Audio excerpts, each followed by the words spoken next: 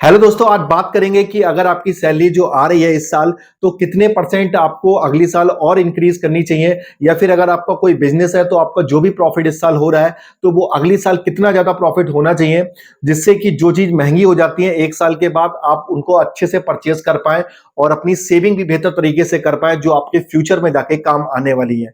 आज मैं पूरा इसी पर डिस्कशन करने वाला हूं। मैं हूं अकाउंटेंट अंकित सक्सेना। अगर आप लोग को आईटीआर, पीएफ, जीएसटी, एमएसएमई या फिर जीएसटी के रिटर्न्स फाइल करवाने हैं तो आप लोग इस नंबर पर कांटेक्ट करके बहुत ही मिनिमम चार्जेस देके बहुत ही अच्छी सेवाएं आप लोग ले सकते हैं। तो चलिए टॉपिक पे वापस आते हैं। देखिए, होता क्या है कि हर साल जो है वो कुछ ना कुछ चीजें महंगी हो जाती हैं। एक सर्वे के अनुसार जो है वो भारत का जो इन्फ्लेशन है लगभग 5 से 6% रहता है। इसको मैं सरल शब्दों में आपको समझा देता हूं कि अभी मान लीजिए 2024 में 1 किलो सेब आपको 100 रुपए के मिल रहे हैं। तो अगर इन्फ्लेशन जो महंगाई दर है मान लीजिए 5 से 6% रहती है, तो वो अगली साल आपको लगभग 105 या 106 रुपए में 1 किलो मिलेंगे। मतलब वही सेब जो है वो 5-6 रुपए एक्स्ट्रा आपको मिलेंगे। अब देखिए, हो क्या रहा है कि चीजें तो महंगी हो रही हैं, लेकिन आपकी सैलरी जो है वो शायद उसी जगह पे रुकी हुई है। मान लीजिए आप 20,000 रुपए महीना कमाते थे, तो उतना ही आप कमा रहे हो। तो आपको क्या होगा कि जो आप सेब के 100 रुपए देते तो आपको चलो भाई ले लिया आपने आराम से, लेकिन अगली साल आपको उस सेब के लिए जो है 1 किलो सेब के 106 रुपए आपको देने पड़ेंगे। मतलब आपकी सेविंग जो है वो कम होती चली जाएगी। तो आपको हर साल कितने परसेंट इंक्रीज करनी चाहिए, जिससे आप जो दाम बढ़ जाते हैं तो उनको भी आप फेस कर पाए और अपनी जो सेविंग्स है उनको भी बेहतर कर पाए। तो कम से कम आपको अपनी सैलरी में हर साल जो है वो 20% का ग्रो करना चाहिए। अब आप कहोगे सर, अभी तो आपने कहा था कि जो महंगाई दर है वो लगभग 5 से 6% रहती है। तो भाई ये बहुत बेसिक चीजें हैं, जैसे कि आपका जो आप खाने का आइटम हो गया, या फिर आपका जो छोटी छोटी चीजें जो घर में जरूरत पड़ती है उनमें 5 से 6% जो है वो इन्फ्लेशन देखने को मिलता है लगभग। अगर मान लीजिए कोई आप कोई लग्जरी आइटम लेने जा रहे हैं, जैसे कोई कार है या फिर आप कोई शूज वगैरह हैं या ब्रांडेड कपड़े वगैरह हैं, तो वहां पर इन्फ्लेशन है वो आपका 10% प्लस भी देखने को मिल सकता है। मतलब जो चीज आप कपड़े 1,000 रुपए के ले रहे हैं, हो सकता है वो अगली साल आपको 1,100 रुपए के मिले। या फिर अब मेडिकल इन्फ्लेशन की अगर बात कर लें, जो आपकी दवाइयां हैं वो अभी आपको हो सकता है कि आपको 100 रुपए में मिल रही है, लेकिन अगली साल जो है वो 110 रुपए या 112 रुपए में। कहने का मतलब ये है कि जो आप नॉर्मल बेसिक चीजें यूज करते हो तो उनपे इन्फ्लेशन 5 से 6% रहता है, लेकिन जो लग्जरी आइटम है उनपे इन्फ्लेशन कभी कभी 10% से ज्यादा भी चला जाता है। तो अगर आपकी सैलरी हर साल या फिर आपका जो प्रॉफिट है वो हर साल 20% से इंक्रीज होगा।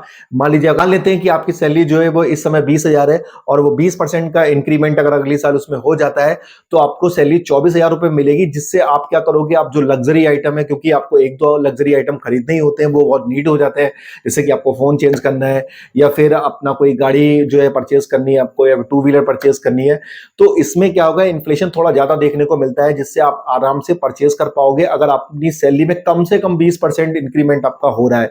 मैं तो चाहूंगा कि आप अपनी स्किल्स को बहुत बेहतर करें और बहुत ज्यादा आपका इंक्रीमेंट होता रहे। या फिर हमारे जो बिजनेसमैन भाई हैं, तो वो भी कोशिश ये करें कि अपना हर साल प्रॉफिट जो है वो कम से कम 20% इंक्रीमेंट करें, क्योंकि आपको अपने एम्प्लॉइज की जो है सैलरी भी इंक्रीज करनी होती है और नए प्रोडक्ट आपको लॉन्च करने होते हैं। आपका आर&डी में भी खर्च ज्यादा हो जाता है। तो आपको हर साल जो है अपना प्रॉफिट को साल कम से कम कोशिश यही करना चाहिए कि 20% आपका जो है वो प्रॉफिट इंक्रीज होता रहे। जिससे क्या होगा कि आप इन्फ्लेशन जो महंगाई है आप उससे भी निपट पाओगे और अपनी सेविंग्स को भी बेहतर कर पाओगे।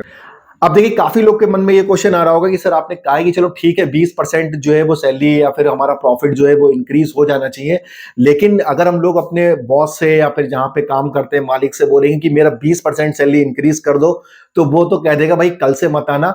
तो इसके मैं आपको एक सोल्यूशन देने वाला हूं। मैंने देखिए काफी क्लाइंट से रोज मैं मिलता हूं, तो वो लोग भी मुझसे यही डिस्कस करते हैं कि सर मेरे मालिक जो है सैलरी नहीं बढ़ा रहे हैं। तो मैं उनसे एक सीधी बात मैं कहता हूं कि अगर वो आपकी सैलरी नहीं बढ़ा रहे हैं तो आप अपनी नॉलेज को बढ़ाइए। क्योंकि देखिए, आप इंडिया में आप रहते हो तो यहाँ पे कई लोग की ऐसी सैलरी है जो आपकी 1 लाख रुपए 2 लाख रुपए पर मंथ मिलती है, लेकिन कई लोग ऐसे हैं जिनकी मतलब पर डे की इनकम 500-600 रुपए की। अंतर क्या है कि स्किल को, उनका स्किल्स को लेकर, टैलेंट को लेकर, नॉलेज को लेकर, बस इसी चीज का जो है वो डिफरेंस है।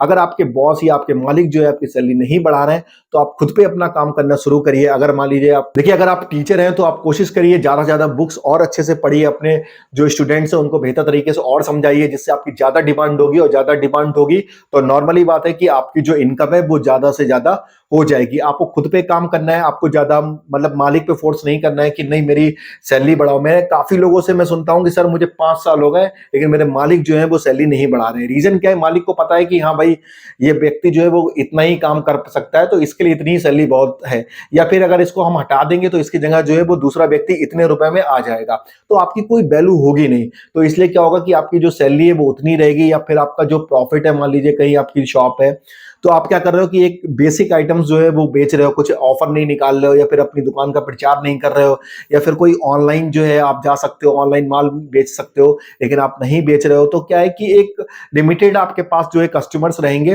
तो आप क्या करोगे अपना प्रॉफिट को इंक्रीज नहीं कर पाओगे। तो आपको खुद पे काम करना है। मान लो कोई अगर कोई डांसर है, डांस सिखाता है, तो आपको उस बेहतर तरीके से और डांस को सीखना है जिससे ज्यादा स्टूडेंट अट्रैक्ट हो पाए। ऑनलाइन का जमाना है तो आप ऑनलाइन कोई चैनल बनाइए जिसमें आप अपने आप को प्रचार करिए, जिससे आपकी इनकम और ज्यादा इंक्रीज होगी।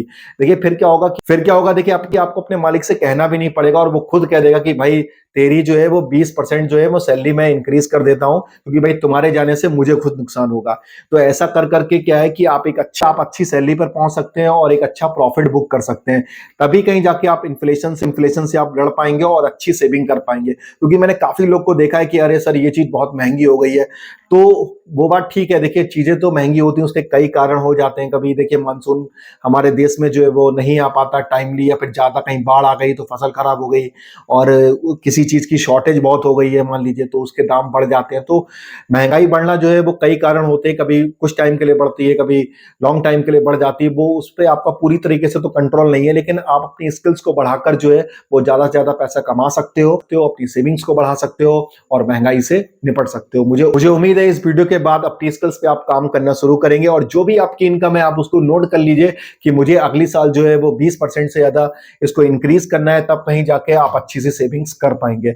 मिलता हूं नेक्स्ट वीडियो में, और अपनी सेविंग्स को बेहतर करने के लिए और इन्वेस्टमेंट को बेहतर करने के लिए चैनल को आप लाइक एंड सब्सक्राइब जरूर कर लीजिएगा। Thank you.